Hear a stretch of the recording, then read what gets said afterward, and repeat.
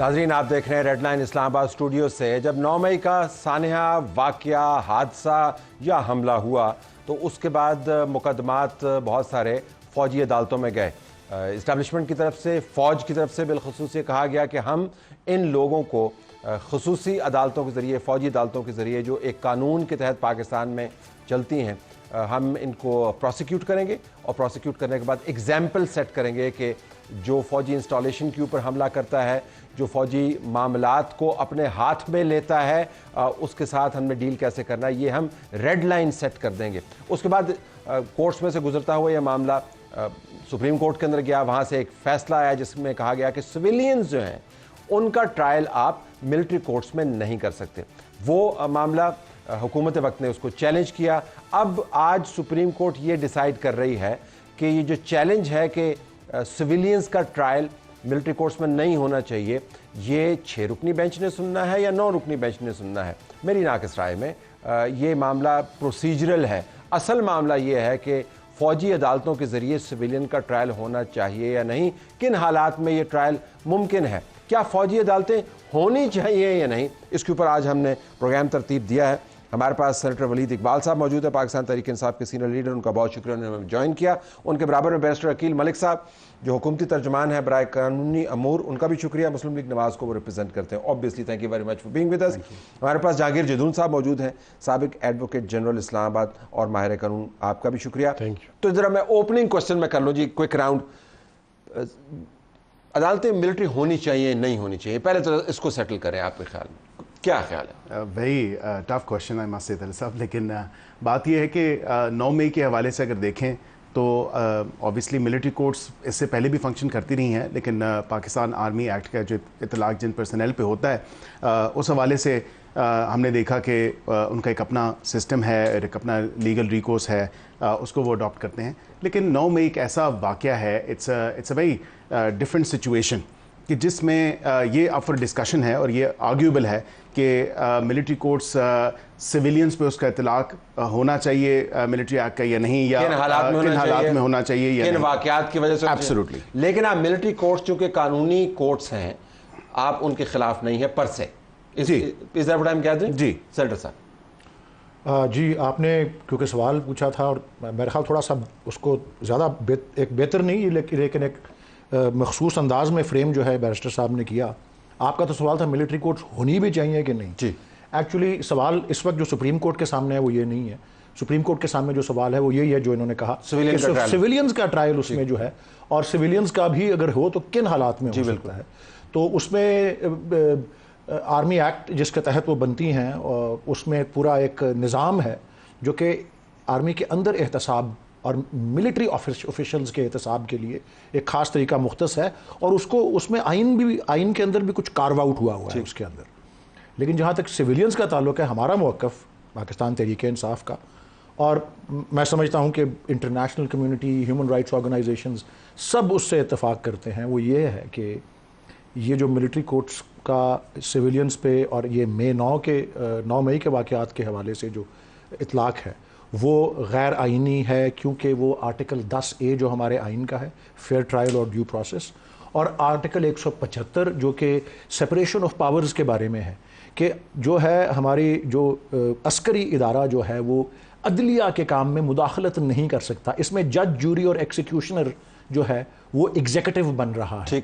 और ये एक हम मुआहदा है, जिस बैनुल अक़वामी मुआहदा जिसका पाकिस्तान सिग्नेटरी है, जिसे international covenant on civil and political rights कहा जाता है, उसका भी इनहराफ है। और जब से ये बात शुरू हुई है तब से दुनिया भर में इसके यही बात हो रही है। तो 3 लेयर्स हमने एस्टैब्लिश कर लिए जदून साहब। एक तो ये कि मिलिट्री कोर्ट्स होनी चाहिए नहीं होनी चाहिए। नंबर 2, मिलिट्री कोर्ट्स के अंदर सिविलियन का ट्रायल होना चाहिए या नहीं होना चाहिए। नंबर 3, 9 मई वाले जो सिविलियंस हैं वो किस कैटेगरी में आते हैं। तो starting from the first layer, होनी चाहिए या नहीं होनी चाहिए? असूली तौर पर हैं तो हैं, वो तो आर्मी एक्ट के तहत हैं, लेकिन होनी चाहिए नहीं होनी चाहिए? नहीं, मिलिट्री कोर्ट्स तो ऑलरेडी हैं, पर ये कि the person who are subject to the army act, military courts उनके लिए। ठीक है। अब आप सिविलियन को आर्मी एक्ट के तहत सब्जेक्ट किस तरह ट्राई करेंगे, ये क्वेश्चन है इंपॉर्टेंट। ठीक है कि जी जो अभी सिविलियन जो है they are not subject to army act. लेकिन मैं इस वजह से जाना चाह रहा हूँ कि मिलिट्री कोर्ट्स का होना बाज़ औक़ात लोगों के लिए बुरा लगता है। हैं तो वो हैं, नहीं मौजूद है, लेकिन वो उन लोगों के लिए जो subject to army act. But you are okay with that कि मिलिट्री कोर्ट्स उन लोगों के लिए होने चाहिए जो सब्जेक्ट टू आर्मी एक्ट। तो अच्छा, अब आज सिविलियंस का उसका अंदर ट्रायल जो है आपके सामने, इसके ऊपर सवालिया निशान है,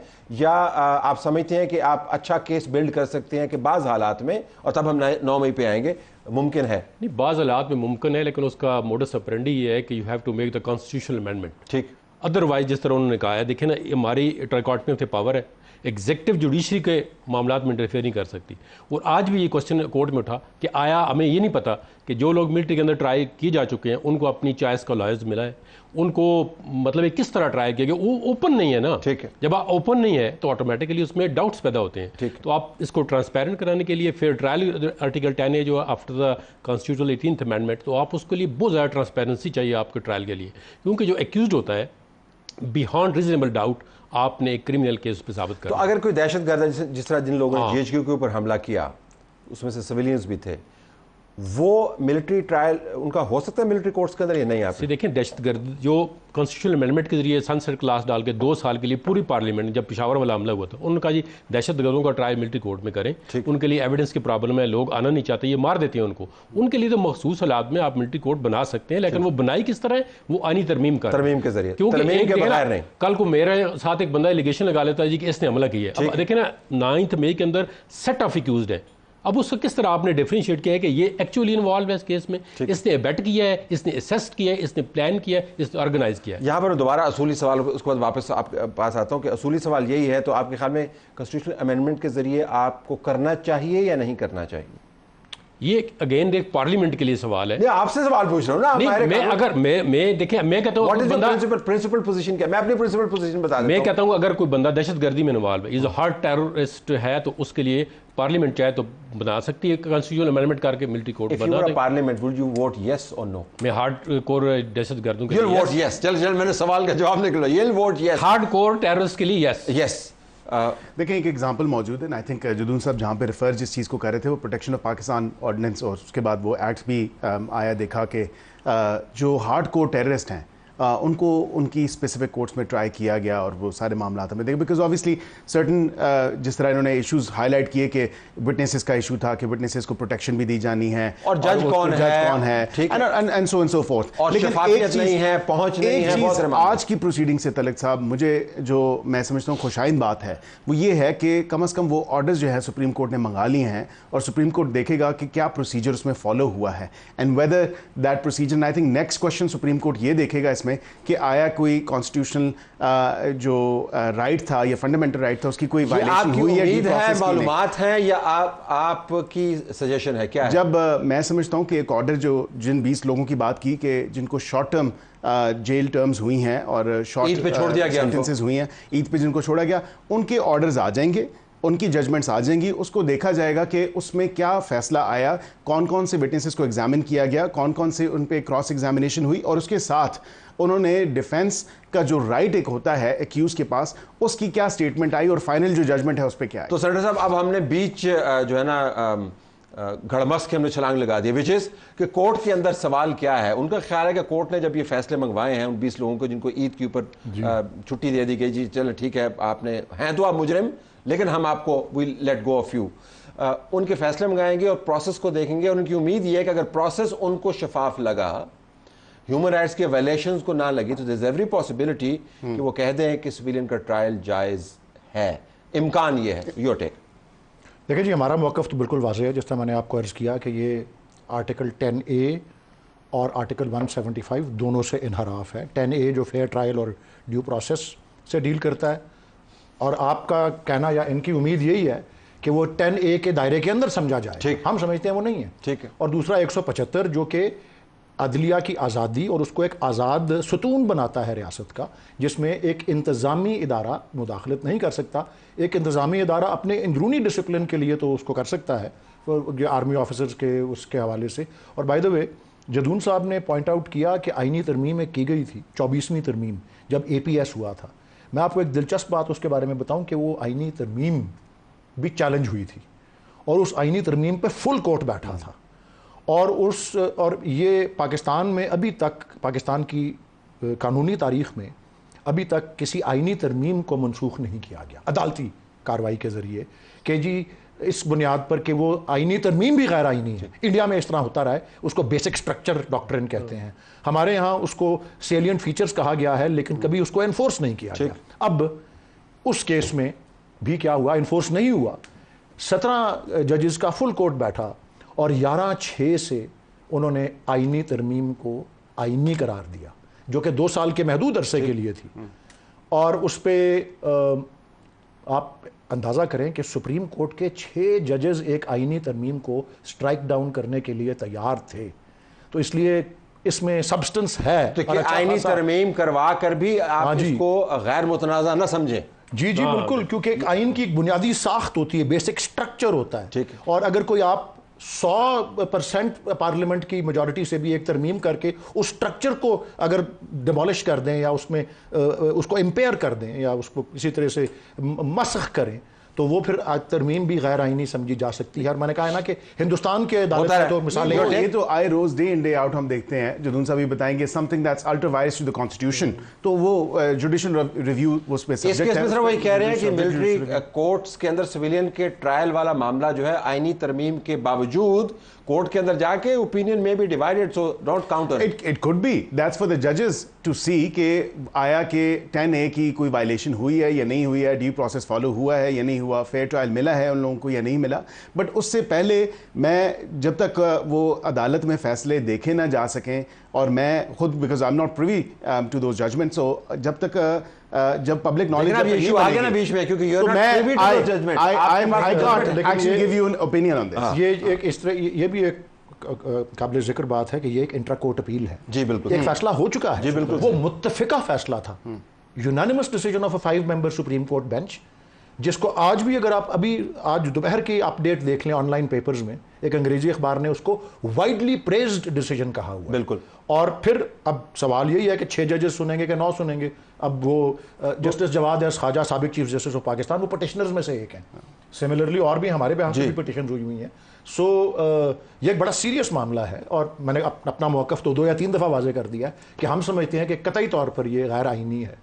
और जिदू साहब ये जो हम उसके भी ये जो ईद के ऊपर लोगों को छोड़ा वोड़ा गया, हम नहीं समझते कि बड़ा एहसान किया है, हम समझते हैं सारा प्रोसेस ही गलत। क्योंकि आपने आपका आर्गुमेंट ये है ना जी कि आपने उनको होना ही नहीं चाहिए बतौर मुजरमान पहले उनको एस्टैब्लिश किया, फिर उनको छोड़ा, तो वो मुजरिम है ही नहीं। आप कहते हैं ट्रायल उनका वो गलत फोरम। ये मिस्टेक थी वैसे सिविलियंस को भेजना, ये मामला जो है क्या जल्दी में हो गए? 9 मई हुआ, उसके बाद उन्होंने कहा जी कि हमने एक बड़ा स्ट्रॉन्ग स्टेटमेंट देना है, फौजी इंस्टॉलेशन के ऊपर हमले हुए हैं, तोपों को दरियाबुर्द किया गया है, मुजस्समों पर हमले हुए हैं, core commander house, so army has to do something. लेकिन अब दे डिस्कवर्ड कि प्रॉब्ली शायद जल्दी में हुआ नहीं। देखिए, अब 9 मई के वाक़े को किसी ने एंडोर्स नहीं किया, अक्रॉस द बोर्ड लोगों ने कंडेम किया कि इस तरह नहीं होना चाहिए। पाकिस्तान की हिस्ट्री में बहुत वाक़े हुए हैं, लेकिन इस तरह अटैक नहीं करना चाहिए। लेकिन अब उस अटैक करना चाहिए नहीं, मतलब नहीं करना चाहिए, नहीं करना चाहिए किसी भी तरह। किसी इंस्टॉलेशन को, आर्मी को, आप पूरी स्टेट की है ना, किसी एक शख्स की, आर्मी की तो नहीं, आर्मी की चलो उस सिंबल है, लेकिन पूरी स्टेट की है। अब कोर्ट्स का आप बेहतर समझे, लेकिन नाज़रीन के लिए कोर्ट्स, मिलिट्री कोर्ट्स के अंदर जो केसेस की जस्टिफिकेशन दी जाती है एस्टैब्लिशमेंट की तरफ से और हुकूमत की तरफ से, वो यही है कि इसके अंदर जो टारगेट किया गया है वो फौजी इंस्टॉलेशंस है, कोर कमांडर। हमारी जो सिविलियन अदालतों ने एंटी टेररिस्ट कोर्ट है, फिर हमारा उन पे एतमाद नहीं है, तो मतलब है कि वो ट्रायल नहीं कर सकते। इसमें कोई डेथ पेनल्टी का केस नहीं है, इसमें कोई लाइफ इंप्रिजनमेंट का नॉर्म मेरे ख्याल में केस नहीं है। अगर आपने 2-3 साल सजा देनी है, तो अगर 1 साल हो भी गया तकरीबन, तो आप एंटी टेररिस्ट कोर्ट में उनको प्रोड्यूस कर लें। प्रोसिक्यूशन इसमें कौन से इतने आर्ट टेररिस्ट को वो कि वो विटनेस को मार देंगे। लेकिन ATA में भी ये जाना चाहिए नहीं, वो दैट्स अ सेपरेट, ATA के अंदर जाना चाहिए आपके नहीं। ATA देखें, हमारे पास जो सिविलियन जो सेटअप है ना, वो ATA है, एंटी टेररिज्म कोर्ट है। अगर आप कहते हैं कि इस बंदे ने टेररिज्म किया है या वायलेंस किया है, तो आप उसको ट्राई कर सकते हैं, ठीक है। और उसमें अगर सजा 2 साल देनी है, साल देनी है, सर भी कहें जी अभी ये 20 बंदे बरी हो गए हैं, इन्होंने सजा पूरी कर ली है। अब देखें ना, वो कहते हैं जी कोर्ट ही ठीक नहीं थी, तो फिर उनकी सजा वो तो मैं जदून साहब की शायद बात से विद ऑल ड्यू रिस्पेक्ट मैं इत्तेफाक नहीं करूंगा। And the reason is that कि ATA के अंदर भी आपको देखना है कि क्या उस एक्ट का इतलाक होगा या नहीं होगा। तो ऑब्वियसली तो हर कोर्ट के अंदर ये है कि ऑफेंस बनता है या नहीं बनता। लेकिन अगर आप देखें ना, मिलिट्री कोर्ट में ट्राई करते हैं, तो आपके पास सिविलियन कोर्ट, वो कह रहे हैं कि बेसिकली सिविलियन स्ट्रक्चर है। लेकिन वापस इसके ऊपर अगर आप आए, क्या जल्दी में ये हुआ ये फैसला?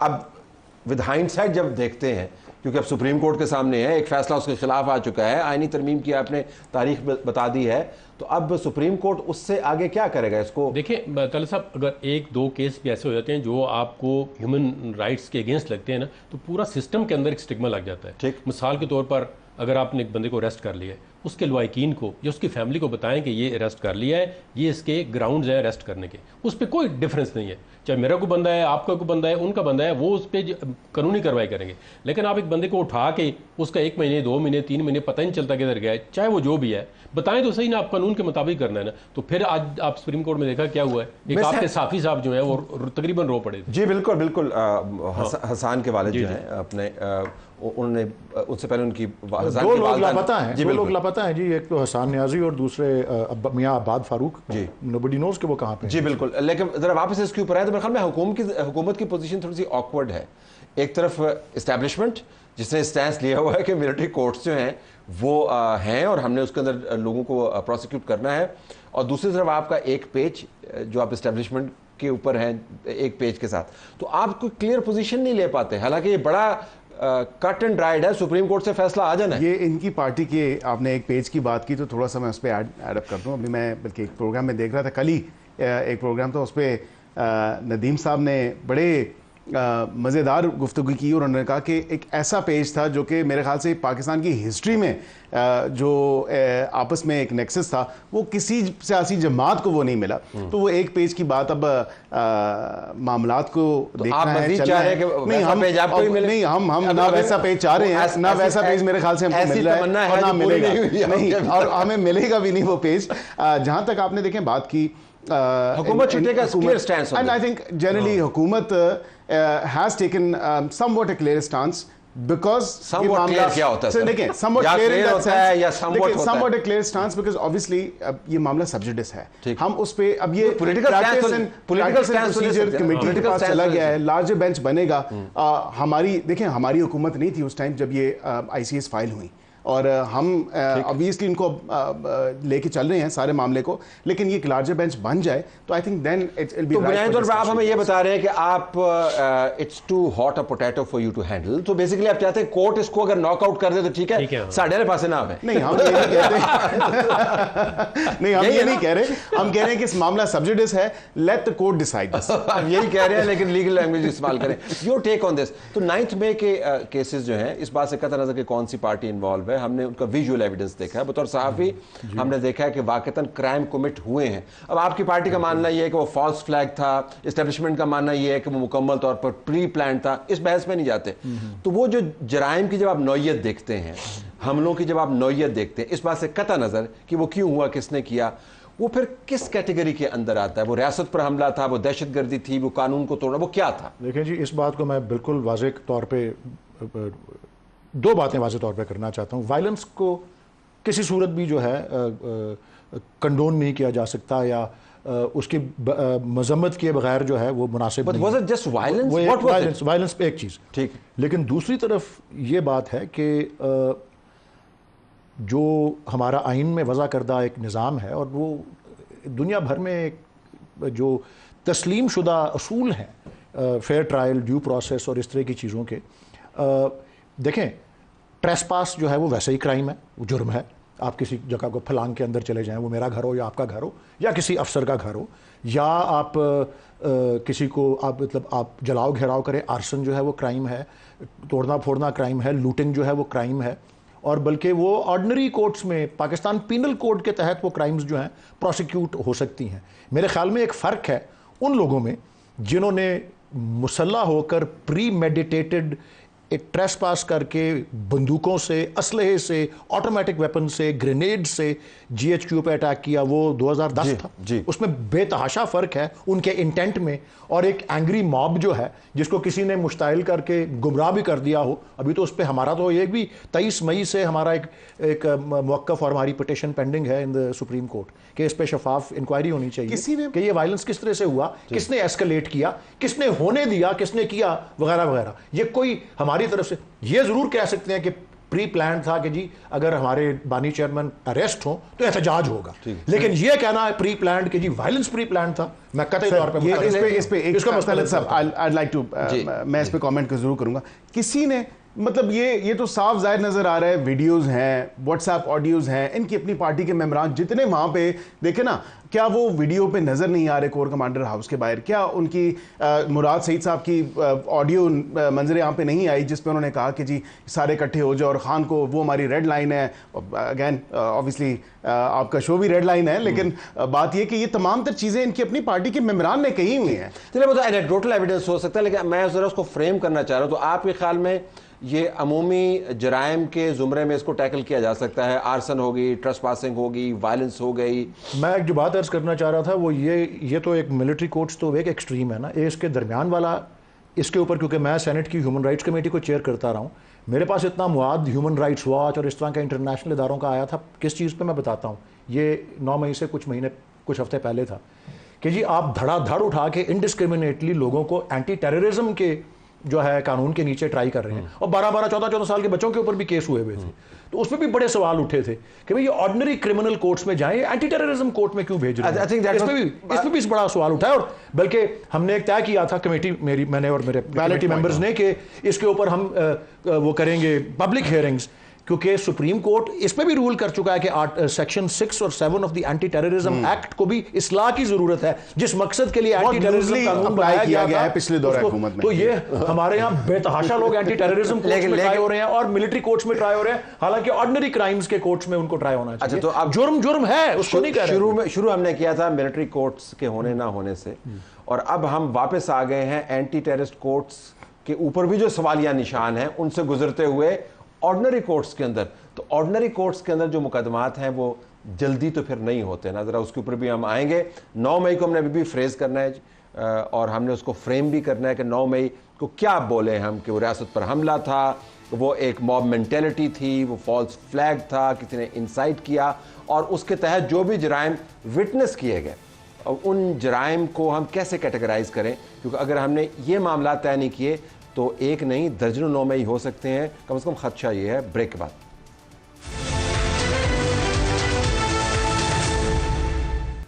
फौजी अदालतें सिविलियंस के लिए नहीं बनी हुई, अदालत ने इसके ऊपर फैसला करना है। फौजी अदालतों के अंदर सिविलियन का ट्रायल कैसे हो सकता है? जरूर साहब जरा इसके ऊपर वापस आते हैं। पीटीआई के दौर में, मैं जस्टिफाई नहीं कर रहा, 29 लोगों को बिल्कुल फौजी अदालतों के जरिए सिविलियंस को सजा हुई, तो वो फिर किस कैटेगरी के अंदर आएगा? जब इनकी पार्टी का स्टैंस है, मैं जरा पहले न्यूट्रल लीगल ओपिनियन ले लूं, तो जब इनकी पार्टी का स्टैंस है कि बिल्कुल कुल्ली तौर पे गलत है, तो उसका मतलब ये है, तो फिर उनके ट्रायल की क्या कैफियत होगी? जुल्फकार अली भुट्टो वाला ट्रायल हम उनको करेंगे जी, हमने तो ट्रायल नहीं देखें, ये तो इनकी पार्टी की मदरत के साथ ये बैठे हैं खालिद वलीद साहब, ये हमेशा यू टर्न लेते हैं। जो काम ये खुद कहते हैं ये गलत था, जब ये खुद पावर में आते हैं, ठीक है, वो कहते हैं जी नहीं गलत था। इनका कंसिस्टेंट स्टांस किस पे है? या तो ये माफ़ी मांगे ना कि जो हमने वो ट्रायल किए हैं मिलिट्री कोर्ट के वो गलत थे। इनका तो देखें ना, आप इनकी पूरी हिस्ट्री देखें ना, जब एक काम करते हैं ठीक था, अगर ये वाकया इनकी हो जाता ना दौरे हुकूमत में, अगर जो होने वाला है 9 मई तोबा, ये कहते हैं इनको सजाए मौत, तो मिलिट्री भी इन्होंने इंस्टॉलेशन पे हमले किए हैं, सजाए मौत, तो ये तो डेथ पेनल्टी। चलिए इसका तो रिस्पॉन्स देंगे, लेकिन मैं आपसे जानना चाहूंगा कि अगर कोर्ट ने नॉकआउट कर दिया कि मुमकिन नहीं है, नहीं होना चाहिए, जी जी, तो रेट्रोस्पेक्टिवली जिनका हुआ उनके ट्रायल का क्या करेंगे आप? देखिए उनका जो देखें ना, सजा तो अगर उन्होंने साल भुगत लिया तो वापस नहीं हो सकती। इस तरह भुट्टो का ट्रायल एग्जीक्यूट हो गया, एग्जीक्यूशन हो गई है, लेकिन वो कह सकते हैं कि ट्रायल गलत था। अब वही पैटर्न यहाँ पे अप्लाई होगा कि जिस बंदे ने 1 साल सजा हो गई है, साल से ज़्यादा निकाल लिया उसने, तो वो कहेंगे जी ट्रायल नहीं ठीक था, लेकिन सजा हो गई है, वो एग्जीक्यूट हो गई। फैसला रेट्रोस्पेक्टिव तो नहीं हो सकता, प्रोस्पेक्टिव होगा। नहीं, फैसला तो रेट्रोस्पेक्टिव नहीं हो सकता, लेकिन लोग इंटरप्रिटेशन कर सकते हैं कि ये जो इनका ट्रायल हुआ है ये गलत हुआ है, ये मिलिट्री कोर्ट में नहीं होना चाहिए था, इसका प्रिजाइडिंग अफसर जो था कोई मेजर था, कर्नल था, उसने फेयर ट्रायल नहीं दिया है, लेकिन अब सजा हो चुकी है, इनको एग्जीक्यूट हो चुकी है, अब इसका तो कोई। सेंटर साहब आपके दौर में तो हुआ, ये 29 लोगों का ट्रायल हुआ। देखिए जी, मैं इससे आगाह नहीं हूँ कि वो किन हालात में हुआ और किसने रेकमेंड किया। मैं वहाँ होता तो मैं ना रेकमेंड करता ये, और मैं होता तो उसकी मुखालफत करता। और मतलब हमें यही कहा जाता है ना कि जब हमने कोई आज से 1 साल पहले किसी मौके पे कहा कि ये टेलीफोन की रिकॉर्डिंग करना, टैपिंग करना, नशर करना, ये सारा गैर आईनी है, मैंने कहा जी आपके टाइम में भी हो रहा था, तो क्या उससे आईनी पोजीशन बदल जाती है? देखो, अगर हमारे दौर में कोई सिविलियंस का ट्रायल मिलिट्री कोर्ट में हुआ है तो क्या आईनी पोजीशन बदलती है उससे? मेरे नज़दीक तो नहीं बदलती। आईनी पोजीशन वही है जो आर्टिकल 10A और आर्टिकल 175, और हम कहता है हम उसे स्टैंड बाय करते हैं। अब हमारे उस वक्त के लॉ मिनिस्टर तो फरोग नसीम साहब थे ना, बुलाए ना उनको। वो किससे अहकामात ले रहे थे? प्राइम मिनिस्टर से ऑर्डर्स ले रहे थे, किसी और से ऑर्डर्स ले रहे थे? ये देखे ना उनसे। अब आपने एक बात शुरू कर दी ना, आपने काबीना का मेंबर है, अच्छा उससे लगा क्यों? नहीं, काबीना के मेंबर को छोड़े, ये टेलीविजन पे बानी पीटीआई ने कहा है कि इन एजेंसियों का काम ये है कि ये फाइलें खोलें, करप्शन को ट्रेस करें और टेलीफोन को। जी बिल्कुल, उन्होंने कमिट किया हुआ है कि फोन टैपिंग को जस्टिफाई किया हुआ है प्राइम मिनिस्टर। ये माशाल्लाह बट मेरे नज़दीक उसकी आईनी पोजीशन नहीं बदली। ठीक है, तो मैं जरा आईनी कानूनी पोजीशन, तो इन 29 लोगों जिनको सजा हो चुकी है किसी भी वजह से आपके दौर में, आईनी पोजीशन अगर वही हुई जिसका आपने जिक्र किया, तो इनके लिए आप क्या रिकमेंड करेंगे? नहीं जी, उसमें तो यही है ना कि वो पास्ट एंड क्लोज ट्रांजैक्शंस तस्वर की जाती हैं, कानून में यही वो होता है। बट ये फर्ज कर लें कि ये अब 6 मेंबर्स का बेंच है या 9 का बेंच या उससे ज़्यादा बड़ा बेंच बनता है, तो अगर वो फैसला करते हैं, मैं मफरूज़े पे कह रहा हूँ, वो फैसला करते हैं कि ये गैर आईनी थे, ठीक है, सो उसके नतीजे में ये जो जिन्होंने पटिशन्स की हुई हैं और जो बीच में पार्टीज़ हैं, वो तो फिर जाहिर है उनके केसेस वहाँ से तो निकाल के किसी और कोर्ट में जाएंगे जो कि कॉम्पिटेंट समझा जाता है। लेकिन मैं फ़र्ज़ कर लें वो 10 या 20 लोग थे जो ईद के ऊपर छोड़ दिए गए थे, उनके लिए आई थिंक कोई ख़ास हुक्म डेफिनेटली उसका और जजमेंट का हिस्सा होगा कि उनको अब क्या तस्वर किया जाना है, क्या उनका कोई रीट्रायल कहीं और होगा, क्या वो कन्विक्टेड समझे जाएंगे, एंड हो सकता है एंड मुमकिन है कि जो ऑलरेडी सज़ाएं सर्व कर रहे हैं इसके नीचे उनके बारे में भी कोई यकीनन I am sure supreme court के पास इख्तियार है टू डू कंप्लीट जस्टिस, तो उसमें उनका क्या बनेगा का जवाब मेरे पास नहीं है। I think the court will address the point. Your take इस पे देखें, जिस तरह बात की कि 29 लोगों के मिलिट्री ट्रायल्स हुए इनके दौर हुकूमत में, ये खुद भी कह चुके हैं कि ये चेयरमैन ह्यूमन राइट्स कमेटी रहे हैं सेनेट की एक कमेटी में, लेकिन उस टाइम शायद ये बात ज़ेर बहस नहीं आई अपने दौर हुकूमत में। It's easier said than done.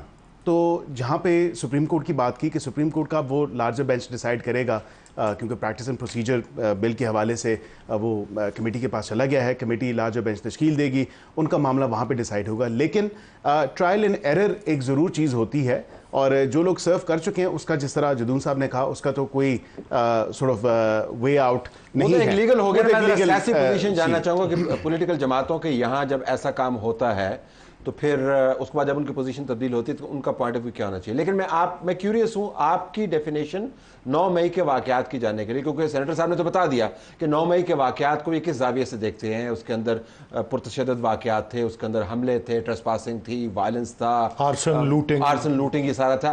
आप 9 मई को कैसे देखते हैं, जरा आपका पॉइंट ऑफ व्यू भी है। मेरा पॉइंट ऑफ व्यू है जी, it was an attack on the state and it should be dealt iron handedly, and उसमें कोई इफ्स एंड कोई बट्स नहीं है। उसकी वजह यह है कि जो हमारे मॉब अटैक था, वो तंजीमी अटैक था, attack, it was attack on the state, and bluntly plainly इसको पुट करें तो वो रियासत पे हमला था, और इससे ज़्यादा आगे ना कोई चीज़ है और ना ही इससे पीछे कोई चीज़ हो सकती है कि जब आपकी रियासत पे हमला हो जाए, उसको किसी भी किस्म का no words no actions can actually condone that. ठीक, सो रियासत पर हमला उस किस्म का जिस किस्म का अमेरिका के अंदर ट्रंप के दौर में हुआ, वो टाइप थी, कैटेगरी थी, उसको भी ट्राई नहीं, उससे आई थिंक 2 हाथ आ गई थी। सो आपके ख्याल में इंतहाई संजीदा है? हाँ, इंतहाई संजीदा, और ट्रंप के हवाले से भी वो 1300 कुछ लोग उनको वहाँ ट्रायल कोर्ट्स में नहीं हुआ था, लेकिन उनको भी सजाएं मिल रही हैं, नॉर्मल आम अदालतों में हो रहा है ना, नॉर्मल कोर्ट्स में हो रहा है, क्राइम्स की कमिटेड। 9 मई फिर क्या था जी, जरा हम ये डिफाइन करना बड़ा जरूरी है, क्योंकि उससे ये तमाम बहस फूट रही है कि किस कोर्ट में होना चाहिए। इसमें तो देखें ना, उनकी भी राय यही है, उनकी भी राय, मेरी भी राय है कि अटैक था। ठीक है, अब ये अटैक किस तरह था, ये तो इसमें तो प्रूव करने की जरूरत है, ये जो कोर्ट है वो डिटरमिन करेगी ना। देखिए, हम 4 बंदे हम कहते हैं हम 9 मई में, मतलब मिसाल के तौर पर ये फ्रंट पे है, ये उससे पीछे हैं, आप और मैं पीछे बैटल को प्लानिंग कर रहे हैं, तो ये डिटरमिन करना है ना।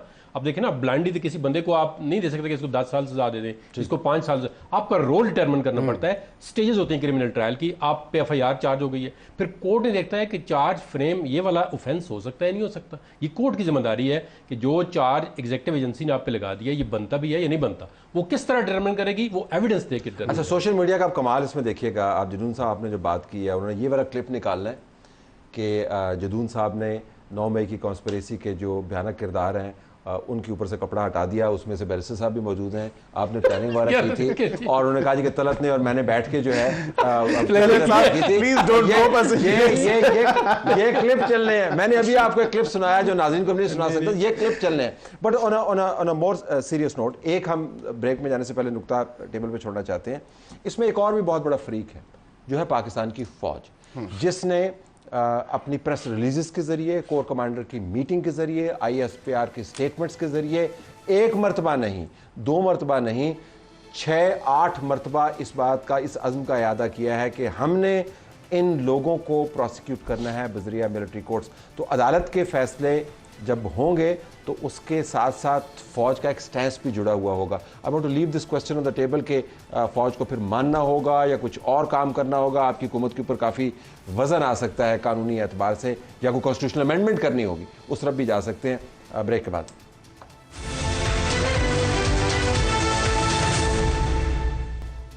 9 मई के वाक़यात के बाद मुकदमात गए फ़ौजी अदालतों के अंदर।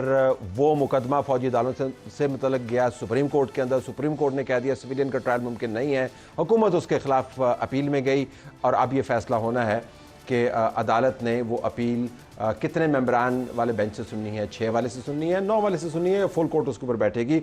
लेकिन मामला अपनी जगह पर मौजूद है। स्टार्टिंग विद यू बैरिस्टर साहब, if I could ask you this, फ़ौज ने इसके ऊपर एक स्टैंस लिया हुआ और कोर्ट का फैसला जब हो जाना है, आप इसको जिस तरह की ड्रिफ्ट है, बहुत ही मुश्किल होगा कि अगर वो कोर्ट्स को, मिलिट्री कोर्ट्स को सिविलियन के ट्रायल के लिए जस्टिफाई कर दें। मेरा अपना मानना है जिस तरह की ड्रिफ्ट हम देख रहे हैं, अगर ये हुआ तो आपकी हुकूमत के लिए मुश्किल होगी कि फ़ौज को भी फिर मनाना होगा। फ़ौज आप पर कहेगी कि आप फिर आईनी तरमीम करें। You know you have this question before you. नहीं, of course these questions are questions and valid questions. और जहाँ तक देखें सुप्रीम कोर्ट अगर फैसला देगी तो उसमें कोई ये नहीं है कि सुप्रीम कोर्ट का फैसला कोई बहुत थोड़ा फैसला होगा, बड़ी डिटेल्ड जजमेंट आएगी और उस डिटेल्ड जजमेंट में वो वाज़े तौर पे कहेंगे कि कोई कॉन्स्टिट्यूशनल लेकुनास थे। जो पहला फैसला था, जो पहला फैसला था उसके खिलाफ अपील वाले मामले पे आपके पास एक गुंजाइश मौजूद थी। अब अगर फुल कोर्ट बैठती है तो फिर मेरे ख्याल में गुंजाइश भी खत्म हो जाएगी, फिर आपको इंप्लीमेंट करना पड़ेगा। नहीं, वो रिव्यू में भी जाया जा सकता है और वो बहुत नैरो होगा ना जी। फिर तो रिव्यू जनरली नैरो है, लेकिन इनके दौरा हुकूमत में क्यूरेटिव रिव्यू भी हमने देखा, तो वो भी वो वाले देखा जा सकता है। वो सहूलत मुहैया नहीं उन जजेस की। नहीं, यहाँ पे देखें कॉन्स्टिट्यूशनल अमेंडमेंट की बात की तो उस पर एक, अगर बिल फर्ज for the sake of argument court का फैसला आता है और कोर्ट कहती है कि इसमें कॉन्स्टिट्यूशनल अमेंडमेंट के बगैर जो है, या ये आउटराइटली इलीगल था, या अगेंस्ट द कॉन्स्टिट्यूशन था, या अल्ट्रावायरस टू द कॉन्स्टिट्यूशन था, तो इस चीज़ को देखना होगा। और अगर कोई स्टेप्स या वे फॉरवर्ड वो कहते हैं कि जी इसमें कॉन्स्टिट्यूशनल अमेंडमेंट के बगैर आप नहीं किया जा सकता इसका इतलाक, तो गवर्नमेंट फिर सोचेगी एट दैट पर्टिकुलर टाइम। लेकिन ये तो देखे ना, प्रीएम्प्ट तो नहीं किया जा सकता कि कोर्ट ने ये फैसला देना है तो पहले बिल्कुल नहीं सोचना चाहिए। हाँ, हमें पहले नहीं सोचना चाहिए, खुदा ना खास्ता बिल्कुल नहीं सोचना चाहिए। हमें पर्टिकुलर टाइम जजमेंट आने तज्जियाती तौर पर पहले ही सोचते हैं ताकि तैयार हो। फौज की पोजीशन इसको बड़ी क्लियर है। Where will that fit in? देखें जी, वो तो अब डिपेंड करता है फैसला क्या आता है। मैं आपको सिर्फ ये for the sake of completeness पढ़ दूं कि international covenant on civil and political rights का आर्टिकल 14 का रेलिवेंट पार्ट क्या कहता है? Everyone shall be entitled to a fair and public hearing by a competent, independent and impartial tribunal established by law. तो ये इंटरनेशनल पोजीशन है, हमारा अपना आइन है, वगैरह वगैरह। ISPR की प्रेस रिलीज भी मेरी बात सुन लें। अच्छा, अब ये उन्होंने बड़े वाज़ेह अंदाज से कहा कि हमने करना है। बिल्कुल जी, मैं और बहुत सी चीज़ें भी बहुत से मौक़ों पे कही गई। अगर अदालत एक जो कुली इख्तियार रखती है एक चीज़ के आइनी और गैर आइनी होने का, एक बारी वो फैसला कर दे और एक मौक़िफ़ गलत तसव्वुर हो जाए और उस पर मोहर तस्दीक सब्त हो जाए, तो क्या इसमें ऐसी बड़ी मायूब बात क्या है? क्या हमारा एक इदारा ऐसा है जो कभी गलतियाँ ही नहीं कर सकता? मतलब उसकी क़यादत जो है, क्या मोहतरमा फ़ातिमा जिन्ना को फील्ड मार्शल अयूब खान ने जिस तरह शिकस्त दी वो गलती नहीं थी? जिस तरह तकसीम पैदा हुई उससे, क्या 1971 में 16 दिसंबर जो हुआ वो गलती नहीं थी? क्या जो अफ़गान वॉर के अंदर जिस तरह से हमने अपने मुल्क को अपना लाइट आर्म्स से और ड्रग्स से प्रोलिफरेशन कर दी, वो ज़ायद दौर में वो गलती नहीं थी? क्या एक कॉल पे ढेर हो जाना मुशर्रफ दौर के अंदर वो गलती नहीं थी? गलतियाँ नहीं होती इन इदारों से। तो भाई अगर ये गलत स्टैंड ले लिया है पॉलिटिकली, तो 8 फरवरी को मैं वेट कर रहा था बाजवा साहब कर भी है, आप नैरेटिव पर ही रुके नहीं, क्योंकि वो दौरे हुकूमत अब उनका नहीं था ना ऑफिशियली, तो वो नहीं रूल कर रहे थे। उनके बड़ी बोंगियां उनकी हुकूमत दौरे हुकूमत में भी मारी गई। बहरहाल तो मैं तो यही अर्ज कर रहा हूं कि गलती करने से कोई इदारा, कोई रियासत का सुतून बालातर नहीं है। अगर गलती हुई तो उसको तस्लीम करें and move on. I mean दूसरी अदालतों में प्रोसिक्यूट करें जहां हो सकता है। ये इनको बरी जिम्मा तो नहीं करार दे दिया गया, सिर्फ ये कह दिया गया है कि ये प्रोसेस गलत है, बाकी तमाम जो जराइम हैं उनकी सजा मुतल्लिका अदालतों से हो सकती है। पावर पॉलिटिक्स के साथ ये मामला जुड़ गया है। फौज ने एक पोजीशन इसके ऊपर ली हुई है। उनका ख्याल है कि उनके वो इसको अपना 9/11 कहते हैं, और वो कहते हैं कि मुल्क पर, रियासत पर तो हमला था, लेकिन हम पर भी हमला था और हमारी अदालतों ने करना है। अब अदालत की तरफ से अगर ये फैसला आ जाता है मफरूज़े की बुनियाद पर, तो फिर पावर पॉलिटिक्स के अंदर ज़रा तलातम होगा, या आपके ख्याल में फैसले को मान लेना चाहिए देन मूव ऑन? नहीं, ट्रायल को मैं आपका सवाल बड़ा इंपॉर्टेंट है, और इसमें देखिए rule of law and the constitution, इससे बहु कोई भी इदारा नहीं है। अगर आपने आइन को मानना है, अगर आप रूल ऑफ लॉ को मानना है, तो वो भी हमारे इदारे हैं, ये भी हमारे इदारे हैं। अगर अदालत ने ये कह दिया तो उस अदारे को भी अदालत की बात माननी चाहिए। अगर नहीं मानेंगे तो फिर एनार्की पैदा हो जाएगी, फिर तो मतलब रूल ऑफ लॉ नहीं है, फिर आइन नहीं है, फिर इस मुल्क के अंदर फिर सीधा सारा दूसरा काम कर। और आप ये चाहेंगे कि ये 9 मई के जो ट्रायल है अगर दूसरी अदालतों के अंदर जाए तो वहां पर इनका स्विफ्टली फैसला होना, स्विफ्टली, अगर ये लिंगर ऑन करते रहेंगे बिल्कुल ये गलत है। देखिए इसी वजह से प्रॉब्लम पैदा होती है ना, आपके अदालत के अंदर कैपेसिटी नहीं है, कॉम्पिटेंसी नहीं है कि एक अगर लॉ ने लिख दिया है कि 6 मंथ के अंदर डिसाइड करें, तो ये गवर्नमेंट का प्रोसिक्यूशन का मैंडेट है कि उसको 6 महीने के अंदर खत्म कराए। और cost of litigation act Islamabad के अंदर नाफिज है कि भाई आप कॉस्ट डालें, जजमेंट क्यों लेते हैं, आप ना देना। अब देखिए ना, अदालत का तो मामला A, B, C 3 अदालतें हो, आपने तो सजा देनी है अगर उसके खिलाफ जुर्म साबित होता है, चाहे मिलिट्री कोर्ट है, सिविल है। अगर मिलिट्री कोर्ट आइन के अंदर कॉन्सेप्ट नहीं है तो उन इदारों को सिविल अदालत का कॉन्सेप्ट एक्सेप्ट करना चाहिए, और सजा एक बंदे को सजा ही देनी है ना। अगर मैं आपसे बिल्कुल एक ट्रिकी सवाल नहीं है ये, लेकिन मैं जनरली आपसे जानना चाह रहा हूँ, मौजूदा जो निज़ाम है जिसके अंदर आप हम सब प्रैक्टिस करते हैं, देखते हैं कि वो निज़ाम चल कैसे रहा है, हमें सुप्रीम कोर्ट के केसेस के बर्डन का भी पता है, लोअर कोर्ट्स के हालात का भी पता है। इस निज़ाम के अंदर आप 9 मई के केसेस लेके जाएंगे, क्या उम्मीद है कि 6 महीने के अंदर फैसले हो जाएंगे? कोई उम्मीद नहीं 6 महीने के अंदर फैसले हो जाए। उसकी वजह ये ना, 58,000 जो है हाईएस्ट पेंडेंसी सुप्रीम कोर्ट के अंदर हो चुकी है आज की डेट में। 58,000 केस जो है पेंडिंग है। अब हम एक सियासी केस लेके बैठे होते हैं सुप्रीम कोर्ट के अंदर, और मर्डर ट्रायल, अभी कोई क्रिमिनल जो है, जितने जज काम कर रहे हैं उनमें कोई एक्सपर्ट क्रिमिनल जो है जज खत्म हो गया, अब वो एक मर्डर ट्रायल करना है, हर जज जो है अवॉइड कर रहा है जजमेंट लिखने से या केस ही सुनने से। ये मैं आपको बिल्कुल फैक्ट की बात बता रहा हूँ। उधर से सुप्रीम कोर्ट का फैसला होगा, उधर से फौज की तवक्कुआत होंगी, उधर से ये निज़ाम होगा जिसके अंदर फैसला नहीं होगा, यू आर स्टक। क्या करेंगे आप? विल फाइंड अ वे। फिर क्या किया जाए? 9 मई का फैसला कैसे होगा? कानून और आइन के मुताबिक होना चाहिए जी। और हमारा जो इजाफी मुवक्कफ है वो ये है कि इस पे इंडिपेंडेंट इंक्वायरी होनी चाहिए इस पूरे ओवरऑल इंसिडेंट के ऊपर, जिसके कुछ खदोखाल अभी पहले भी, लेकिन हाल ही में जो 20 अप्रैल को चीफ जस्टिस ऑफ पाकिस्तान को बानी चेयरमैन इमरान खान ने खत लिखा है, उसमें भी इसका हवाला दिया गया है। साथ इस बात के कि I believe in my heart, the chairman PTI से फाउंडिंग चेयरमैन, कि 90% लोग जो कि इस वक्त अदालतों में मुकदमे भुगत रहे हैं वो पुरअमन थे और उन्होंने कोई वायलेंस नहीं किया। वो तो चले उनसे अलावा है ना जो कि जिनको मिलिट्री कोर्ट्स में और ये वो, आई मीन जिस तरह डॉक्टर यास्मीन राशिद की तो फुटेज है कि वो लोगों को मना कर रही है अंदर मत जाओ, इस तरह के भी हैं। और भी बहुत से लोग हैं जो बाहर बैठ के एहतजाज कर रहे हैं, किसी की जगह को ट्रेसपास नहीं किया, लेकिन उन पर एंटी टेररिज्म के मुकदमे भी चल रहे हैं। फाइनल वर्ड्स देखिए, फाइनल वर्ड्स ये हैं, हसान न्याजी साहब की भी बात की, is a colleague by virtue being a lawyer. इस पे उन्होंने जो उनकी वीडियो मंजर आम पे आई है, इंतहाई जो है उसको कंडेमेबल है, जो उन्होंने पैंट का साइज़ और पता नहीं लहराने के हवाले से इस तरह की चीज़ें देखें। This should be a learning lesson for them कि अगर आपने रियासत के ख़िलाफ़ इस तरह के जो है इक़दामात करने हैं और इस तरह की रियासत के ऊपर अटैक करना है, तो फिर रियासत से कोई तवक्को ना रखें। तीनों मेहमानों का शुक्रिया अदा करते हुए हम ये कहेंगे कि जिस क्लासरूम के अंदर ये सबक सीखना है, वो फ़ौज की कोर्ट्स का तो मामला मुझे सुप्रीम कोर्ट के अंदर से तय होता हुआ नज़र आ रहा है, और वो सिविलियन के ट्रायल की हद तक तो हमें लगता ही है, हो सकता है हम गलत हों, लेकिन हमें लगता ही है कि सिविलियन के ट्रायल की हद तक वो इसको नॉकआउट कर देंगे। एंटी टेररिस्ट एक्ट के ऊपर भी बड़े सवालिया निशान हैं, और फिर जो आम अदालतें हैं वहाँ पर तो जो केसेस की हालत है, उसके बाद तो न जाने कितने 9 मई गुजर जाएंगे, फैसला नहीं होगा।